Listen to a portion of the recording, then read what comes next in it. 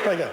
Andrew Little. Well, Mr Speaker, we've heard it all now on this, the great spirit of Christmas, the recycling capital from a deputy leader who's been recycling his political capital for the last several years. Mr Speaker, I want to begin by thanking all the people around this very important institution for working so hard to keep us not only occupied but to keep this House running. So Mary Harris, the Clerk of the House, and all the Office of the Clerk staff, including the Table Office, the Bills Office, Hansard, Interpretation and Translation, Select Committee Services, Parliamentary Relations, Policy, Legal, Education, Organisational Performance, who I didn't know existed until now, and Information Services, all those who make sure that our job is easier to do every day. To Alan Mumford and the Buildings team and all the contractors who support buildings, they've been a frequent occupier of the third floor of the parliamentary building, true, moving officers around. The Sergeant-at-Arms, Brent Smith, and the security staff who work so hard to keep us safe even when the security risk rises and we have fewer doors to come in and even fewer to leave by. Heather Daly and the tireless messengers who've been the focus of attention from at least the Paul Henry show this year, and of course ourselves. The research experts in the Parliamentary Library, the Datacom team who keep us connected and sometimes our computers working, the New Zealand Post staff at the Post Shop, Epicure staff who keep us fed. I have to say, ever since Andrew Williams no longer frequented this place, my Epicure bill has halved, because I think they had a policy that if it was named Andrew, send it to Andrew Little. But it's got easier, Mr Speaker. The spotless cleaning team, who I might say, Mr Speaker, do genuinely deserve a pay rise for Christmas. The Parliamentary Service General Manager, David Stevenson, and his team, and in particular Anne Smith, Jane McKenzie, Shelley Kirk, and the relationship team. And finally, I'd like to thank my Chief of Staff, Matt McCartan, and the Whip's Office Manager, Emma Williams, and the dedicated and talented team of leader staff and executive assistants, out-of-office parliamentary staff, and issues assistants that they take care of. I might also thank the Chief of Staff of the Prime Minister's Office, Wayne Eagleson, who's provided me with so many opportunities in the last few weeks. But that might not be quite in the spirit of things. Now, I also believe, Mr Speaker, it is also protocol for me to acknowledge all the former leaders in my caucus, but Mr Speaker, I only have 10 minutes and I don't want to detain the House for too much longer. Mr Speaker, there's no question this hasn't been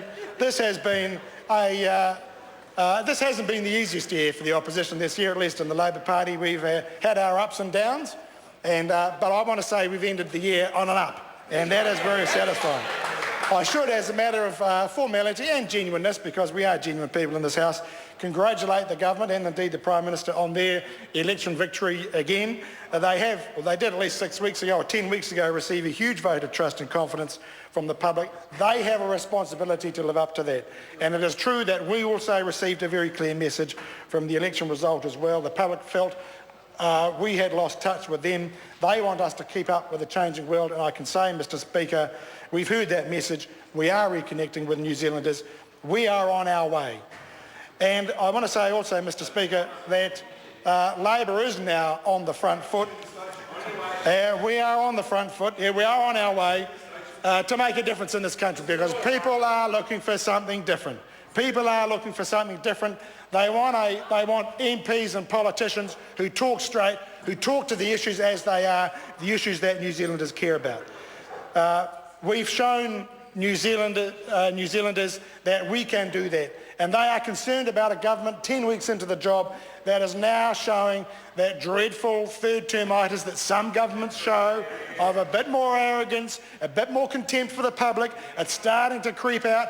Poor old Paula Bennett has to come down to question time just to find out what the housing policy is, because we all know that it's Bill English that controls it and runs it, and she's screwing up her face, but she knows the truth. She doesn't know what's going on in housing, doesn't know how many houses there are, doesn't know how many houses are being sold, and the cabinet decisions are now starting to come out because people are concerned about a government that itself has lost touch and that is out of touch. Once upon a time, New Zealanders looked to the Prime Minister and said, yeah, John, he's a straight shooter. We understand him. We get him. But now, 10 weeks into the third government, they no longer do.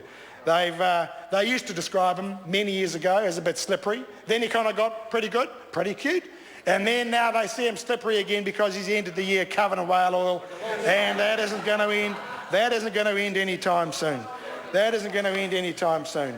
And I want to say, Mr. Speaker, that in the spirit of the occasion, there's a couple of announcements I want to make. I've been leaked a copy of the New Zealand Film Commission's recent list of movies they've funded. In fact, they're about to release. And this might make a useful stocking filler for many people looking on, those who are interested in politics, but they've released to me the list of their movies that are adaptations of favourite New Zealand movies but applied to a political context, because they know where their funding comes from. And I'm just going through a random selection of the list here. For example, the new title, Whale Oil Rider. A touching story of two New Zealanders in search of bromance, a spiritual bond, a clean environment for blue whales, and a decent mobile package with free texting. Filmed on location in the heart of Wellington and suburban North Shore. And then we have Goodbye Pork Barrel.